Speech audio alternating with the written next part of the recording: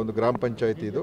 ಅದರಿಂದ ಇಲ್ಲಿಯ ಜನರ ಜೊತೆ ಸ್ವಲ್ಪ ಮಾತನಾಡಿ ಅದ್ರ ಜೊತೆಯಲ್ಲಿ ಏನೇನು ಇಲ್ಲಿಯ ಜನರ ಅಭಿಪ್ರಾಯ ಏನು ಮತ್ತು ಮುಂದೆ ನಾವು ಏನೇನು ಮಾಡಬೇಕು ಅಂತ ಅದನ್ನು ಚರ್ಚೆ ಮಾಡೋದು. ಇಲ್ಲಿಯ ಜನ ನಮಗೆ, ಯಾಕಂದರೆ ಇದು ಗುಡ್ಡಗಾಡು ಪ್ರದೇಶ ಮತ್ತು ಬೇರೆ ಎಲ್ಲ ಸಾಗರ ಇರ್ಬೋದು, ಭಟ್ಕಳ ಇರ್ಬೋದು, ಎಲ್ಲ ಸ್ವಲ್ಪ ದೂರದಲ್ಲಿರೋದ್ರಿಂದ ಇಲ್ಲಿಗೆ ಒಂದು ಸಂಚಾರಿ ವೈದ್ಯಕೀಯ ಒಂದು ವಾಹನವನ್ನು ಅವ್ರು ಕೇಳಿದ್ದಾರೆ, ಒಂದು ಘಟಕವನ್ನು ಕೇಳಿದ್ದಾರೆ, ಸಂಚಾರಿ ಘಟಕ. ಅದನ್ನು ನಾನು ಅವ್ರಿಗೆ ಮಾಡಿಸ್ಕೊಡ್ತೀನಿ ಅಂತ ಕೂಡ ಹೇಳಿದ್ದೀನಿ. ಬರೋ ತಿಂಗಳಲ್ಲೇ ಒಂದೂವರೆ ತಿಂಗಳಲ್ಲಿ ಅವರಿಗೆ ಹೊಸ ಇಲ್ಲಿಗೆ ಕೊಡಿಸುವಂಥದ್ದು ಮಾಡಿಕೊಡ್ತೀವಿ. ಮತ್ತು ಸ್ವಲ್ಪ ಬೇರೆ ಮೂಲಭೂತ ಸೌಕರ್ಯಗಳ ಬಗ್ಗೆ ಹೇಳಿದರೆ ಅದನ್ನು ನಮ್ಮ ಇಂಜಿನಿಯರಿಗೆ ಹೇಳಿದ್ದೀನಿ, ಅದೊಂದು ಎಸ್ಟಿಮೇಟ್ ಎಲ್ಲ ಮಾಡಿಕೊಡೋಣ ಅಂತ. ಆದರೆ ನಮ್ಮ ಉದ್ದೇಶ ಏನಂತ ಹೇಳಿದ್ರೆ, ಸ್ಥಳೀಕರ ಅಲ್ಲಿ ಗ್ರಾಮ ಪಂಚಾಯತಿ ಸದಸ್ಯರುಗಳು ಮತ್ತು ಸ್ಥಳೀಯ ಮುಖಂಡ ಅವರ ಅಭಿಪ್ರಾಯ ಏನು ಅದನ್ನು ತಿಳ್ಕೊಂಡು ಈಗ ನಾವು ಮತ್ತು ನಮ್ಮ ಶಾಸಕರು ನಾವೆಲ್ಲ ಈಗ ಚರ್ಚೆ ಮಾಡಿ ಒಂದು ಸಭೆಯನ್ನು ಮಾಡ್ತೀವಿ. ಅದರಲ್ಲಿ ಈಗ ನಾವು ಏನೇನು ಕ್ರಮಗಳು ತಗೊಳ್ಬೇಕು ಅಂತ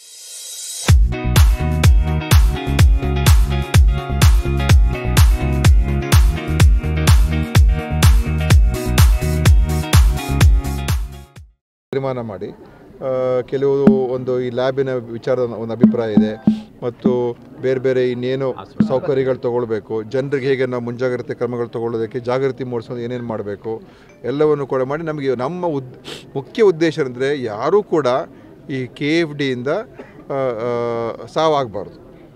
ಯಾಕೆಂತ ಹೇಳಿದ್ರೆ ಇದನ್ನು ನಾವು ತಡೆಗಟ್ಟುವಿಕೆ ಮಾಡ್ತಕ್ಕಂಥದ್ದಕ್ಕೆ ನಮ್ಮಲ್ಲಿ ಅವಕಾಶ ಇದೆ.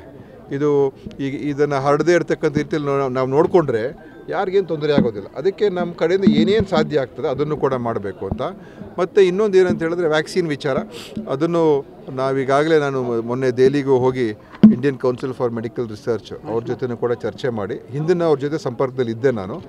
ಈಗ ಅದು ಯಾವ ಹಂತದಲ್ಲಿ ಬಂದಿದೆ ಅಂತ ನಾವು, ಯಾಕಂದರೆ ಹಳೇ ಇದ್ದಂಥ ವ್ಯಾಕ್ಸಿನ್ ಈಗ ಅದರ ಪ್ರಭಾವ ಹೆಚ್ಚಿಲ್ಲ, ಅದು ಪ್ರಯೋಜನ ಇಲ್ಲ, ಅದು ಉಪಯೋಗಿಸಬಾರ್ದು ಅಂತಲೇ ಹೇಳ್ಬಿಟ್ಟಿದ್ದಾರೆ. ಅದರಿಂದ ಅದನ್ನು ಉಪಯೋಗ ಮಾಡೋಕ್ಕಾಗ್ತಾರ. ನಮ್ಗೆ ಹೊಸ ವ್ಯಾಕ್ಸಿನ್ ಬೇಕು. ಯಾಕಂದರೆ ವ್ಯಾಕ್ಸಿನ್ ಇದ್ಬಿಟ್ರೆ ನಮಗೆ ಈ ಭಾಗದಲ್ಲಿ ನಮ್ಗೆ ಯಾರಿಗೂ ಕೂಡ ಆತಂಕದಲ್ಲಿರುವಂಥ ಪರಿಸ್ಥಿತಿ ಬರೋದಿಲ್ಲ. ಅದನ್ನು ಈಗ ಹೈದರಾಬಾದಲ್ಲಿರುವಂಥ ಒಂದು ಸಂಸ್ಥೆ ಇದೆ, ಇಂಡಿಯನ್ ಇಮ್ಯುನಾಲಜಿಕಲ್ಸ್ ಅಂತ, ಅವ್ರ ಜೊತೆ ನಾವು ಅವ್ರಿಗೆ ಸುಮಾರು 10 ಕೋಟಿ ರೂಪಾಯಿಯಷ್ಟು ಅವ್ರಿಗೆ CSR ಫಂಡಿಂಗನ್ನು ಕೊಡಿಸೋದಕ್ಕೆ ICMR ಜೊತೆ ನಾವು ಮಾತುಕತೆ ಮಾಡಿ ಅವ್ರು ಕೊಡಿಸೋದಕ್ಕೆ ಒಪ್ಕೊಂಡಿದ್ದಾರೆ. ಈಗಾಗಲೇ ಅವರು ಇದನ್ನು ಶುರು ಮಾಡಿದ್ದಾರೆ, ವ್ಯಾಕ್ಸಿನ್ ತಯಾರಿಕೆ ಮಾಡೋದನ್ನು ಶುರು ಮಾಡಿದ್ದಾರೆ. ಮತ್ತು ಈ ವರ್ಷ ಎಲ್ಲ ಟ್ರಯಲ್ಸ್ ಎಲ್ಲ ಮಾಡಿ 2026ಕ್ಕೆ ನಾವು ಕೊಡಿಸ್ತೀವಿ ಅಂತ ಒಂದು ಆಶ್ವಾಸನೆ ಕೊಟ್ಟಿದ್ದಾರೆ. ಅಂದರೆ ನಮಗೆ ಈ ವರ್ಷವೇ ಮುಖ್ಯ. ಈಗ 2025 ಈ 25ರಲ್ಲಿ ನಾವು ಕಂಟ್ರೋಲ್ ಮಾಡಿಕೊಂಡ್ರೆ ನಮಗೆ 26ಕ್ಕೆ ವ್ಯಾಕ್ಸಿನ್ ಸಿಕ್ಕಿದ್ರೆ ಆವಾಗ ಈ KFD ವಿಚಾರದಲ್ಲಿ ನಮಗೆ ಒಂದು ರೀತಿ ಜನರಿಗೆ ಯಾವುದೇ ಒಂದು ತಾಪತ್ರ ಇಲ್ಲದೆ ಇರ್ತಕ್ಕಂಥ ಅಥವಾ ಆತಂಕ ಇಲ್ಲದೆ ಇರ್ತಕ್ಕಂಥ ಪರಿಸ್ಥಿತಿ ಉದ್ಭವ ಮಾಡೋದಕ್ಕೆ ಅವಕಾಶ ಆಗ್ತದೆ.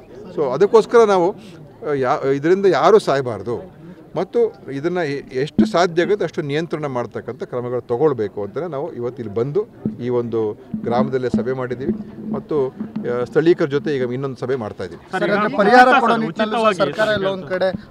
ಪರಿಹಾರದ ಬಗ್ಗೆ ನಾನು ಅದ್ರ ಬಗ್ಗೆ ವಿಚಾರಣೆ ಮಾಡ್ತೀನಿ. ಯಾಕೆಂದರೆ ಅದು ಏನಾಗಿದೆ ಅಂತ ಹಿಂದೆ ಆಶ್ವಾಸನೆ ಕೊಟ್ಟಿದ್ರು ಮತ್ತು ಕೊಟ್ಟಿಲ್ಲ ಅಂತೆಲ್ಲ ಹೇಳ್ತಾ ಇದ್ದಾರೆ. ಅದರ ಬಗ್ಗೆ ನಾನು, ಯಾಕಂದರೆ ರೋಗಗಳಿಂದ ಸಾಯುವಂಥ ಜನರಿಗೆ ಪರಿಹಾರ ಅಂತ ಹೇಳಿದ್ರೆ ಬರೀ ಒಂದಕ್ಕೆ ಮಾತ್ರ ಕೊಡೋಕ್ಕಾಗಲ್ಲ. ಕೊಟ್ಟರೆ ನಾವು ಇನ್ನೆಲ್ಲದಕ್ಕೂ ಕೂಡ ಕೊಡಬೇಕಾಗ್ತದೆ. ಇನ್ನು ಹಲವಾರು ಬೇರೆ ಕಾಯಿಲೆಗಳು ಬರುವಂಥದ್ದು ಇರ್ತದೆ. ಅದೇ ಉಚಿತವಾದಂಥ ಅವ್ರಿಗೇನು ಚಿಕಿತ್ಸೆಗೆ ನಮ್ಮಲ್ಲಿ ಬೇರೆ ಆಸ್ಪತ್ರೆಗಳನ್ನು ತಗೊಳ್ಳೋದಕ್ಕೆ ನಾವು ಮಾಡಿಕೊಟ್ಟಿದ್ದೀವಿ. ಅದು ವೆನ್ಲಾಕ್ ಆಸ್ಪತ್ರೆ ಇರ್ಬೋದು,